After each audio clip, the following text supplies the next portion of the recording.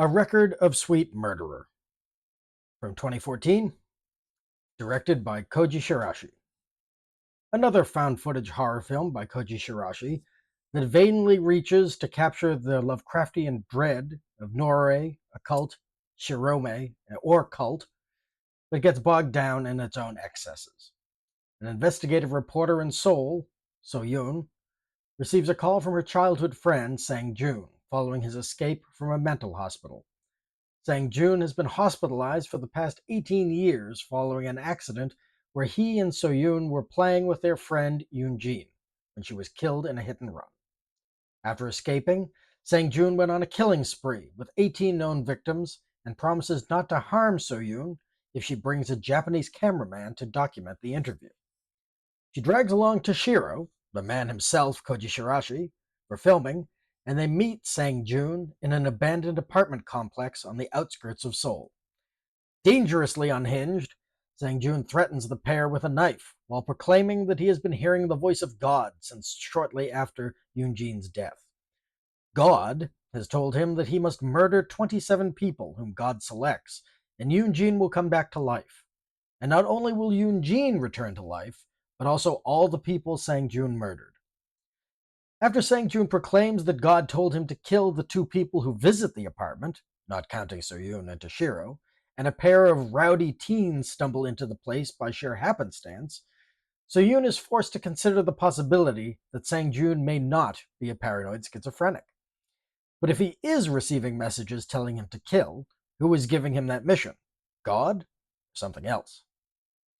At this point, I've seen several Koji Shiraishi films: noroi, occult, grotesque, Cho Akunin, Teki Teki, Carved, The Split Mouth Woman, Cult, Shirome, Sadako vs. Kayako, and this film.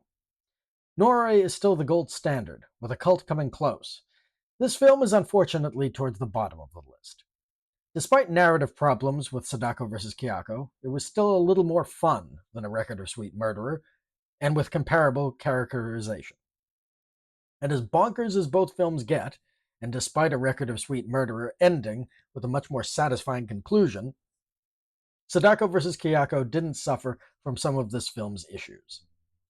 The inclusion of fairly explicit nudity and sex in the second half of this film seems jarring compared with Shiraishi's usual restraint.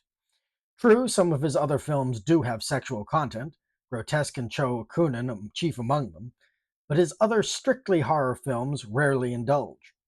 Grotesque was a film financed by European interests with a mind to push censorship as far as possible, a la Takashi Miike's imprint episode of Masters of Horror, while Cho Akunin and A Record of Sweet Murderer were produced by resurrected Japanese studio Nikatsu, a name synonymous with the pinku genre. The inclusion of these elements is especially jarring because they add nothing to this picture, whereas Grotesque was exclusively about sexual sadism and torture, and Cho Akunin's main character was a violent sexual deviant. There is also an abrupt heel turn in the final act that attempts to bring a cosmic horror angle to the story, but some might find it too little, too late.